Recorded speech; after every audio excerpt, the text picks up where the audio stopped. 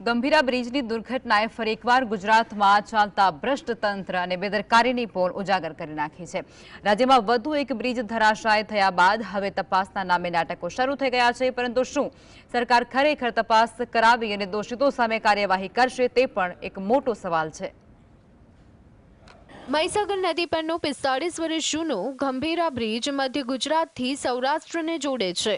આ બ્રિજ પરની ઘટનાએ તંત્રની ઘોર બેદરકારી અને લાપરવાહીને ફરી એકવાર ઉજાગર કરી છે, કારણ કે બ્રિજની જર્જરિત સ્થિતિ અંગે અગાઉથી જ ચેતવણી આપવામાં આવી હતી, તેમ છતાં સરકાર કે તંત્રએ ગંભીરતા ન લીધી। એક પછી એક બ્રિજ દુર્ઘટનાઓએ અધિકારીઓ, નેતાઓ અને કોન્ટ્રાક્ટરોના મેળાપીપણાની પોલ ખોલી નાખી છે। એક આરટીઆઈ એક્ટિવિસ્ટે પાદરાના ગંભીરા બ્રિજની દુર્ઘટનામાં જવાબદાર અધિકારીઓ સામે માનવવધનો ગુનો દાખલ કરવા માંગ કરી છે, કારણ કે 3 વર્ષ અગાઉ આ બ્રિજનો ટેસ્ટિંગ રિપોર્ટ નેગેટિવ આવ્યો હતો, તેમ છતાં તે બ્રિજને ચાલુ રાખી જવાબદાર અધિકારીઓએ ગંભીર બેદરકારી દાખવી છે। આ બ્રિજનો ટેસ્ટિંગ રિપોર્ટ થયો હતો અને એ ટેસ્ટિંગ રિપોર્ટ નેગેટિવ આવ્યો હતો અને એ ટેસ્ટિંગ રિપોર્ટ જાહેર કરવાની માંગણી અમે સૌએ કરી હતી, પરંતુ એ ટેસ્ટિંગ રિપોર્ટ જાહેર ના કરવામાં આવ્યો કારણ કે નેગેટિવ હતો। હવે તમે વિચાર કરો કે આ રાજ્યમાં ટેસ્ટિંગ રિપોર્ટ નેગેટિવ બ્રિજનો આવતો હોય અને એ બ્રિજને સતત તમે 3 વર્ષ સુધી ચાલુ રાખો। ટેસ્ટિંગ રિપોર્ટ જો નેગેટિવ આવે તો તાત્કાલિક એને બંધ કરી દેવો જોઈએ અને એને સમારકામ નહીં પરંતુ એને નવો બનાવવો જોઈએ, પરંતુ છતાંય આ ભ્રષ્ટ અધિકારીઓ તેમજ ભ્રષ્ટ શાસને આ બ્રિજને ચાલુ રાખ્યો અને આજે મુજપુર ગંભીરા બ્રિજ એ મોતનો બ્રિજ સાબિત થયો છે। જે તે વિભાગના મુખ્ય જવાબદાર અધિકારીઓ પર માનવવધનો ગુનો લગાવવામાં આવે। ગંભીરા બ્રિજની ખસ્તા હાલત અંગે અનેક વખત લોકોએ પ્રશાસનનું ધ્યાન દોર્યું હતું, છતાં પણ રીતસરના આંખ આડા કાન કર્યા। પ્રશાસને લખેલા 2022ના પત્ર પણ વાયરલ થયા।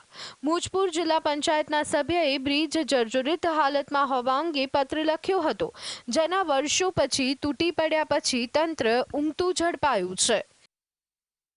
આ બ્રિજની નિયમિત મેન્ટેનન્સ અને મરામત કરેલી હતી, પરંતુ આ કમનસીબ બનાવ અને ખૂબ દુઃખદ બનાવ બન્યો છે।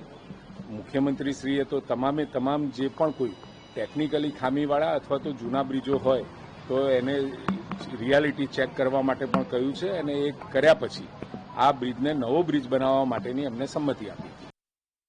આ ખાડા પડે છે, ભૂવા પડે છે, બ્રિજ તૂટે છે, લોકો મરે છે, લોકો પરેશાન થાય છે, એના માટે એકમાત્ર જો કોઈ જવાબદાર હોય તો ભાજપની આ ભ્રષ્ટાચારી સરકાર જવાબદાર છે। એના વડા રાજ્યના મુખ્યમંત્રી, એમના હસ્તક માર્ગ અને મકાન વિભાગ આવે છે, એમની સીધી જવાબદારી થાય છે અને એવા રાજ્યના મુખ્યમંત્રી મૃદુ ને મક્કમ છે એવો પ્રચાર થતો હોય તો આપણે મૃદુ મુખ્યમંત્રી નથી જોઈતા, લોકોનો જીવ જતો બચાવે એવા મક્કમ મુખ્યમંત્રી જોઈએ છે। ભ્રષ્ટાચારને નાબૂદ કરવાવાળા મક્કમ મુખ્યમંત્રી જોઈએ છે। સરકાર અને તંત્રની ઘોર બેદરકારીના કારણે રાજ્યમાં અનેક પુલ તૂટવાની મોટી દુર્ઘટના બની છે।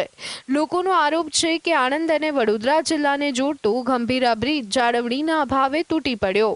ગુજરાત માર્ગ અને મકાન વિભાગની 25 વર્ષના આયુષ્ય અવધિ સાથે બનાવેલો બ્રિજ આજે 45 વર્ષે તૂટી પડે અને લોકો મોતને ભેટે તેની રાહ જોતી ભ્રષ્ટાચારમાં લિપ્ત ભાજપ સરકારને કુદરતનો વધુ એક તમાચો છે।